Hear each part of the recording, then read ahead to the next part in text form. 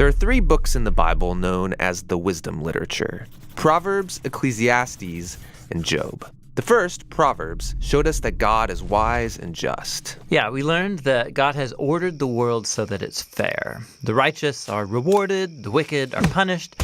In other words, you get what you deserve. But then we meet Ecclesiastes, who observes, people don't always get what they deserve. He said the world isn't always fair, that life is unpredictable and hard to comprehend, just like smoke. And this makes you wonder, okay, well, is God wise and just? Exactly. And so it's that question that is being explored in the final book of wisdom, Job. All right, let's dive in. So Job begins with a strange story that takes place up in the heavens, which are described something like a heavenly command center. So God is there with these angelic creatures called the sons of God, and they're all there reporting for duty. And God points out this guy Job, his servant, showing how righteous and good he is. And then one of these angelic creatures approaches. He's referred to in Hebrew as the Satan. The Satan? Who is this? Well, this word is actually a title, which literally means the one who is opposed. So out of this whole crew, he is the one questioning how God is running the world. And he proposes that Job might not actually love God, that he's only a good person because God rewards him.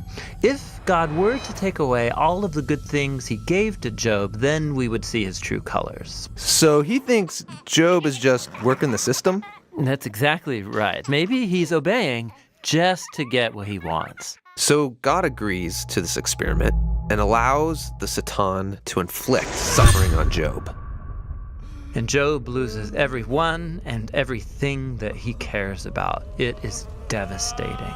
And remember, he deserves none of this. God himself said so. The remarkable thing is that in the midst of all this suffering, Job still praises God. At least for chapters 1 and 2. But then in chapter 3, we find out how he's really feeling inside. He unleashes this poem that reveals this devastation.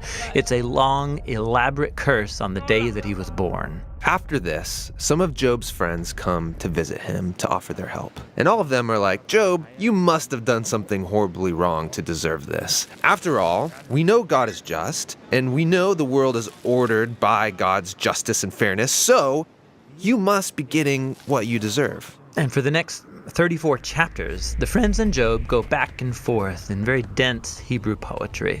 His friends keep speculating about why God might have sent such suffering, and they even start making up lists of hypothetical sins that Job must have committed. But after each accusation, Job defends his innocence. And Job is innocent. He is. He's also on an emotional roller coaster.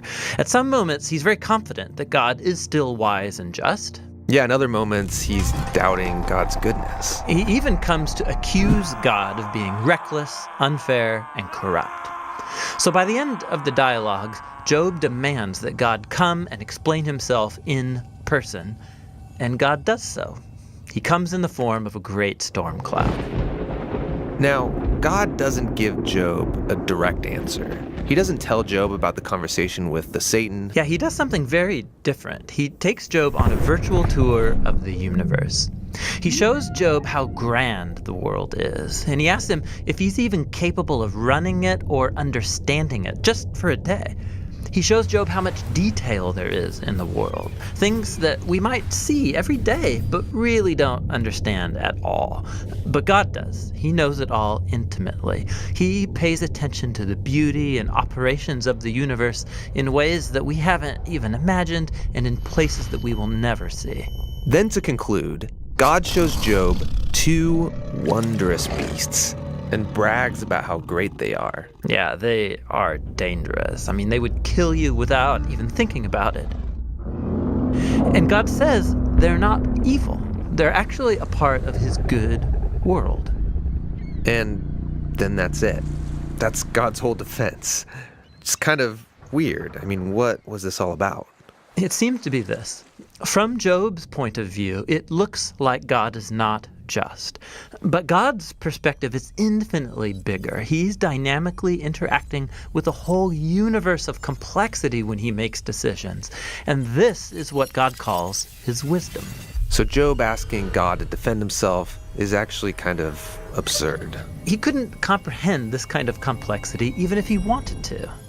So, where does this leave us? Well, it leaves Job in a place of humility. He never learned why he suffered, and yet he's able to live in peace and in the fear of the Lord. But that's not where the book ends, because after this, God restores to Job double everything he had lost. And this, again, is surprising. I mean, is this a reward? Is God saying, congratulations, Job, you passed this elaborate test? No, I mean, the whole book just made the point that Job losing everything was not a punishment, and so now getting it back isn't a reward. So why does he get it back? Well, apparently, God, in his wisdom, decided to give Job a gift. We don't know why. But what we do know is that Job is now the kind of person who, no matter what comes, good or bad, he can trust God's wisdom. And that's the book of Job, and the end of our wisdom series. These biblical books of wisdom are amazing. Each one offers a unique perspective on the good life, and you need to hear all of them together as you learn to live with wisdom and in the fear of the Lord. Hey you guys, thank you for watching this video from The Bible Project. You can find a lot more videos just like this one on our YouTube channel, The Bible Project, or at our website, jointhebibleproject.com. This was the final video in our wisdom series. It's been super fun to make. We hope they were helpful for you. We're making videos like this because we believe the Bible is a unified story that leads to Jesus and has wisdom for the modern world. So we're making videos that explore every book of the Bible, its unique design and main ideas. We're also making theme videos that explore key ideas that run through the whole storyline of the scriptures. We have more videos planned, and we can do it because of your support. You can give a one-time gift, or you become a monthly supporter and help us with this entire project. The goal is to make the whole video library available for free to anybody, anywhere.